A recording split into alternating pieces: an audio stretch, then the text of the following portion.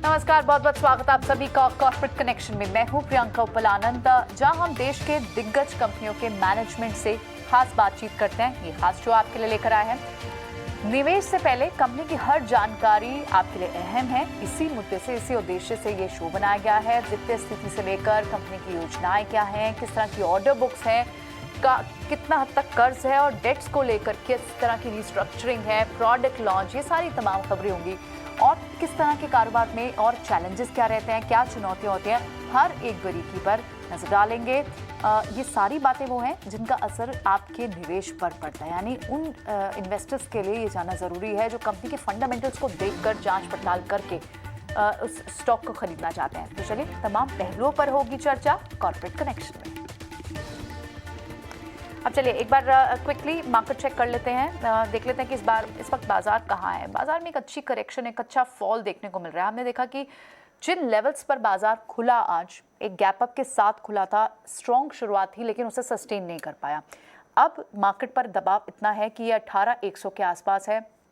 कल हमने देखा था कि कल एक बार के लिए 18,100 से नीचे फिसल गया था बाजार, लेकिन बैंक निफ्टी ने सहारा दिया, जिसके बाद हमने एक रिबाउंड सेशन देखा। आज ग्लोबल की उसके दम पर अच्छा मोमेंटम देखा, लेकिन फिलहाल हम अपने इंडाइसेस और अपने डोमेस्टिक ट्रिगर्स पर ही रिएक्ट करते हुए, मिड कैप में सेल ऑफ कंटिन्यूड है। हमें कई सारे high valuation, high PE, expensive PE वाले स्टॉक्स में आज भी सेल ऑफ देखने को मिल रहा है, लेकिन पूरी तरह से बाजार की जो तेजी है उसे बनाकर रखा हुआ है बैंकिंग स्पेस ने। अगर आप इस वक्त भी बैंक निफ्टी की बात करें तो 40,235 के पास है। लगभग 200 अंकों की तेजी आपको बैंक निफ्टी में मिल रही है। और पूरे बैंकिंग स्पेस को अगर आप देखें, चाहे वो पीएसयू स्पेस हो, प्राइवेट स्पेस हो, सभी में एक अच्छा स्ट्रॉन्ग स्ट्रेंथ मोमेंटम बना हुआ है। पहले इस रैली में पीएसयू बैंक्स ने पार्टिसिपेट किया, अब प्राइवेट सेक्टर बैंक्स भी इसे कैचअप कर रहे हैं। एचडीएफसी बैंक के रिजल्ट्स आने के बाद हमने देखा प्राइवेट सेक्टर्स की तरफ से पार्टिसिपेशन आई। अब कल यानी शनिवार को दूसरी बड़ी दिग्गज बैंकिंग स्पेस से कंपनी आईसीआईसीआई बैंक के रिजल्ट्स आने हैं और वो आगे की डायरेक्शन ज़रूर तय करेगा। तो पीएसयू स्पेस में रैली बनी हुई है। बैंक्स के अलावा आपको फाइनेंस सेक्टर में, यानी Shriram transport finance, Cholamandalam finance, तमाम इन फाइनेंस काउंटर्स में, यहाँ तक कि अब फेस्टिवल की थीम लेते हुए मुथूट फाइनेंस जैसे काउंटर्स में भी एक मोमेंटम बना हुआ दिख रहा है। अब इस रैली को आगे कैचअप करने की जिम्मेदारी कई तरह से एक रिले रेस में, जैसे मैराथन या बैराथन पास होती है, अब आपको ये पास आगे करना है। ये पास आगे होती हुई दिख सकती है आईसीआईसीआई बैंक में।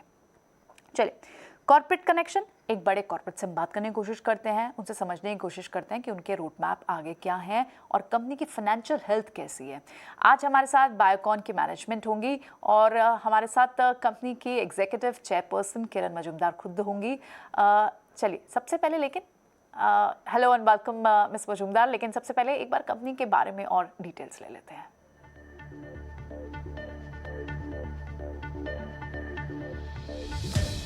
तो बायोकॉन इंडिया किरण मजूमदार शॉ और बायोकॉन बायोकेमिकल्स की जॉइंट वेंचर कंपनी है।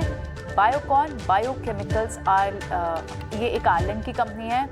बायोलॉजिक सेगमेंट में देश में काफ़ी कम कंपनियां, देश की पहली लिस्टेड बायो फर्म कंपनी है बायोकॉन। और रिसर्च के लिए कंपनी के पास एक बड़ी टीम है, लगभग 400 रिसर्चर्स की एक मजबूत टीम है जो पूरी R&D करने के बाद प्रोडक्ट्स और न्यू फॉर्मूलाज को लॉन्च करते हैं।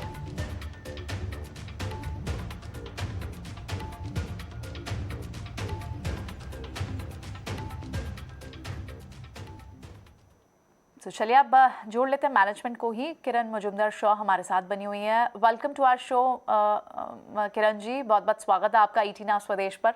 सबसे पहले आपसे बेसिक कुछ क्वेश्चंस पर बात हो जाए।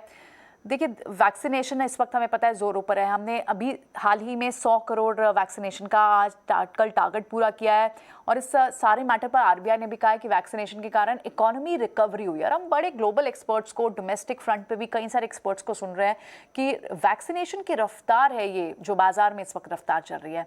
आपके क्या इस पे व्यूज हैं? पहले तो मैं ये कहना चाहती हूँ कि this is a huge proud national milestone जो हमने इकट्ठा अचीव किया है। और हमारे प्रधानमंत्री जी ने बहुत ही ध्यान से ये वैक्सीनेशन डिप्लॉयमेंट की है और हमें बहुत गर्व से ये सेलिब्रेट करना चाहिए।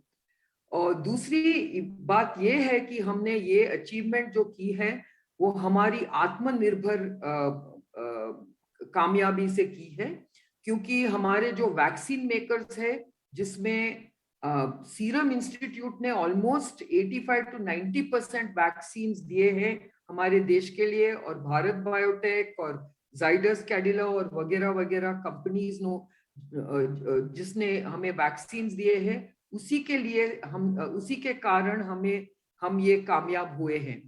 और इसी बात पे हमें बहुत ही गर्व होनी चाहिए कि we have done it on our own. और मैं तो ये समझती हूँ कि इस बड़े वैक्सीनेशन डिप्लॉयमेंट जिससे हमने 100 करोड़ वैक्सीनेशन हमने कल सेलिब्रेट किए थे, हम अभी रिकवरी देखने में हमें आगे से हमें देखा जाएगा। और दूसरी बात यह है कि apart from economic recovery, I think we can start opening up in many ways. तो इसीलिए मैं बहुत ही कॉन्फिडेंट हूँ कि all segments of the economy will open up. I also believe that tourism and travel will open up, or we will get back to normalcy in a very short time.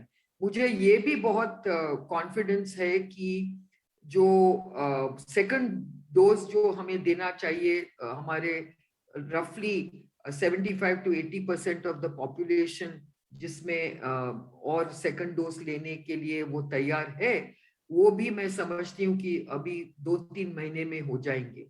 So with this in mind, I think by the end of the year, we will be a very safe and secure nation when it comes to the pandemic.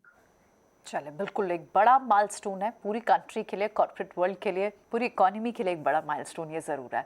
साथ ही किरण जी, क्योंकि हम जानते हैं PLI schemes अभी बहुत खास हैं और ये रिफॉर्म्स की तेज़ी है बाज़ार में, इंडस्ट्री के लिए आप PLI स्कीम किस तरह से देख रही हैं? ओवरऑल फार्मा इंडस्ट्री को सरकार से किस तरह की उम्मीदें हैं? तो PLI स्कीम तो बहुत ही अच्छा है। Of course it should be expanded to many more companies, क्योंकि अभी तो सिर्फ few companies have been able to avail of PLI, but I believe that it has to be expanded to many more companies. इसके अलावा हमने government को RLI scheme के बारे में भी हमने रिक्वेस्ट किया है, और RLI स्कीम्स भी गवर्नमेंट अभी बना रही है रिसर्च लिंक्ड इंसेंटिव्स के लिए, क्योंकि मैं समझती हूँ कि research is going to be a very important part of future growth हमारी इंडस्ट्री के लिए। तो इसीलिए मैं बहुत ही चाहती हूँ कि government comes out with a very very robust research linked incentive scheme, क्योंकि the need of the hour is for the pharmaceutical and biopharmaceutical industry to invest very significantly in research. Right, बिल्कुल interesting. साथ ही हम ये जानना चाहेंगे कि top line revenue में अब रिजल्ट्स हाल ही में आए हैं, टॉप लाइन रेवेन्यू जिस तरह से उसमें ग्रोथ देखने को मिली है, किन फैक्टर्स की वजह से रेवेन्यू बढ़ा है, कहाँ से ये ग्रोथ देखने को मिली है? आप अगर हमें थोड़ा और डिटेल में बता पाएँ, रिसर्च सर्विसेज, बायोसिमिलर्स के कारोबार पर किस तरह की कमेंट्री होगी आपकी? तो आपने तो कल सिंजीन के नतीजे पे आपने सुना होगा कि उन्होंने भी 3% ग्रोथ दिखाया है, और काफी अच्छे नतीजे उन्होंने दिखाया है मार्केट को। और इस क्वार्टरली रिपोर्ट में मैं बायोलॉजिक्स बिजनेस पे मैं थोड़ा ध्यान रखना चाहती हूँ, क्योंकि बायोलॉजिक्स बिजनेस बहुत ही अच्छा नतीजे दिखाए हैं। 10% year on year growth to 743 crores। और दूसरी बात ये भी है कि हमारे जो एबिडा हमने जो इस क्वार्टर को हमने दिखाए हैं, it is up 72% at 303 crores। और एबिडा मार्जिन्स भी बहुत ही मजबूत रहे हैं, 42% एबिडा मार्जिन्स हुए हैं। और कोर एबिडा भी बहुत ही अच्छे 15% ईयर ऑन ईयर ग्रोथ दिखाया है एट 304 crores। और profit before tax excluding all the exceptional items and any gains is at a very robust 119 crores, which is up 47% year-on-year growth. तो हमारे जो biosimilars business जो है is now tracking in the right direction. और ये आपने मैंने ये भी शेयर किया है कि apart from the interchangeability label जो हमें मिला था इंसुलिन ग्लार्जिन के लिए जुलाई महीने में, अभी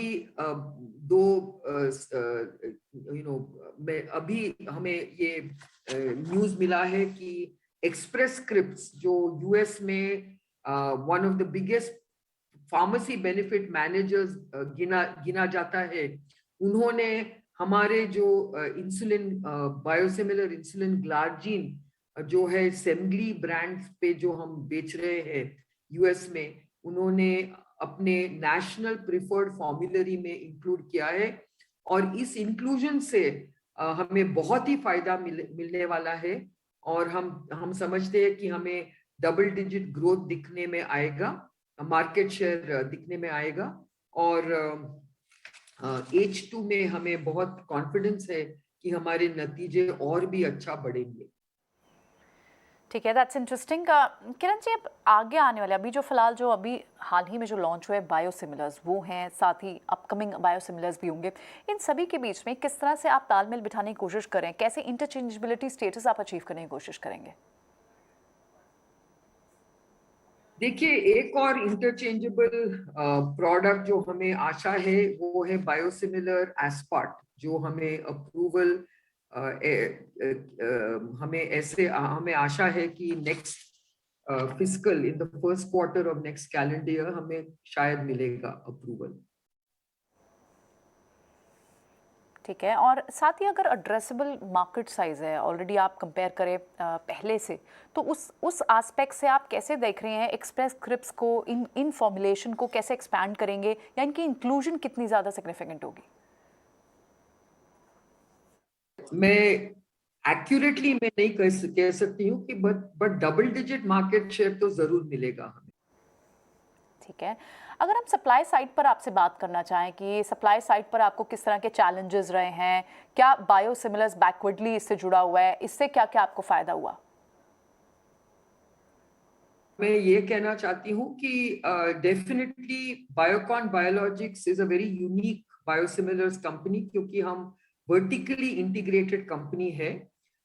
हमने काफी कैपेसिटीज क्रिएट किए हैं, हमने काफी इन्वेस्टमेंट भी किए हैं।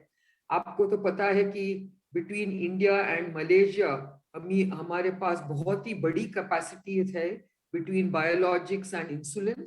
और in terms of our immediate needs, I think we have the required capacities to serve the markets. लेकिन ये भी अपॉर्चुनिटी है कि जैसे हमारे प्रोडक्ट्स और बढ़ेंगे, उसमें हम काफी इन्वेस्टमेंट भी कर सकते हैं एक्सपेंशन के लिए। लेकिन the main expansion we believe will happen for insulins. ठीक है, साथ ही आप किस तरह के फंड रेजिंग प्लान्स हैं आके आपके, फंड जुटाने पर क्या कंपनी सोच रही है, स्पेशली अगर बात करें बाइकरा थेरापेटिक्स पे?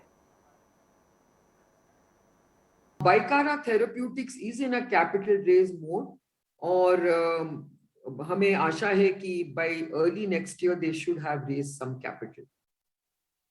ठीक है, बायोसिमिलर्स पे थोड़ा और आपसे डिटेल जानना चाहेंगे। अगर हम इस स्पेस से, सेगमेंट से इंसुलिन को हटा दें, तो क्या लग रहा है आपको एक स्टेबल मार्केट शेयर है?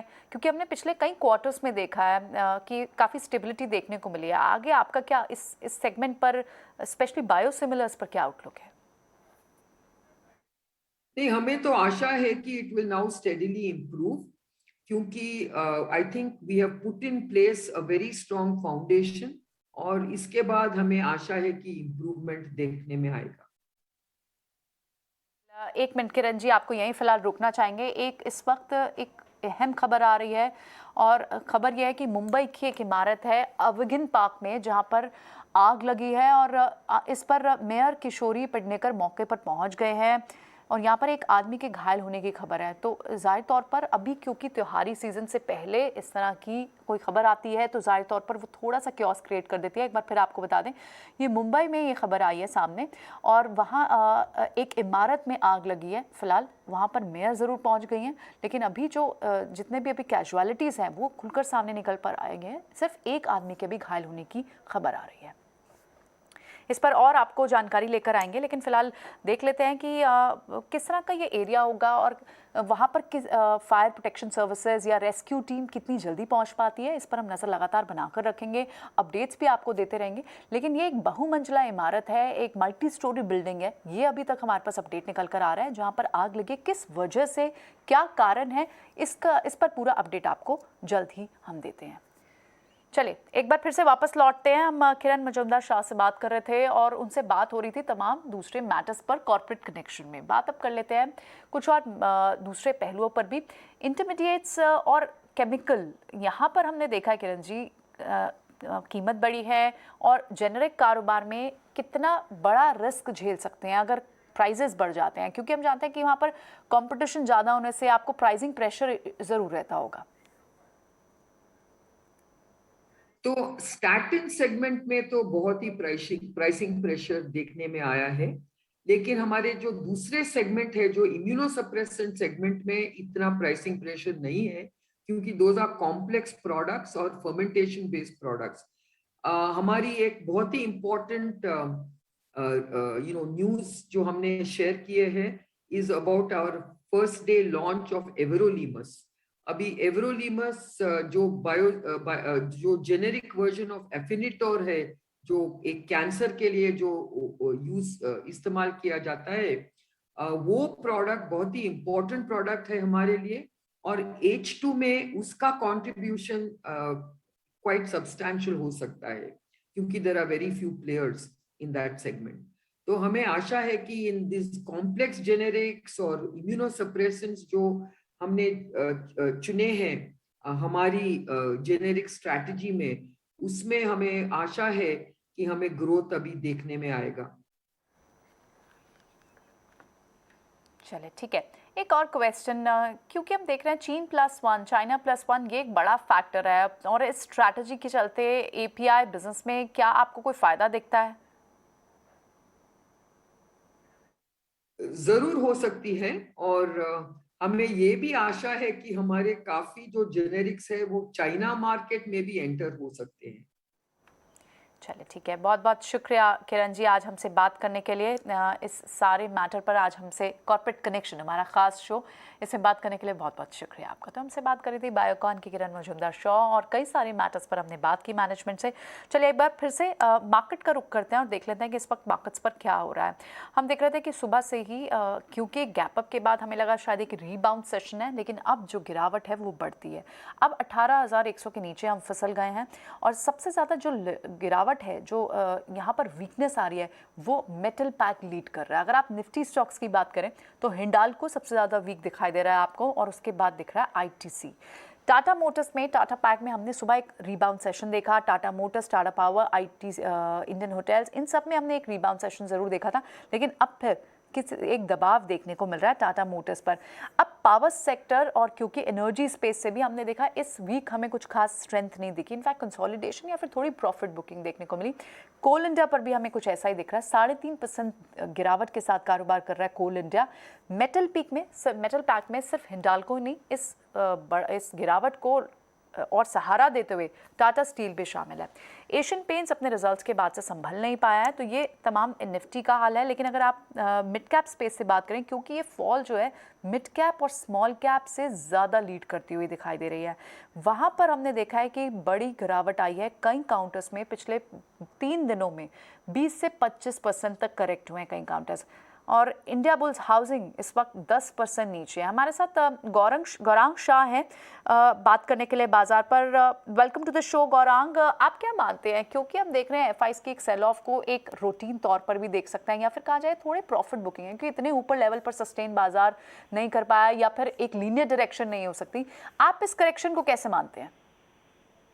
बहुत बहुत धन्यवाद, और आप सभी को शुभ दिन। तो मेरे ख्याल से जिस तरीके से हमने पिछले कुछ हफ्तों और महीनों में बात जाहिर है कि बाजार को थोड़ा बहुत नीचे आना था, मुनाफा वसूली भी जायज थी और थोड़ा बहुत नीचे का स्तर बने।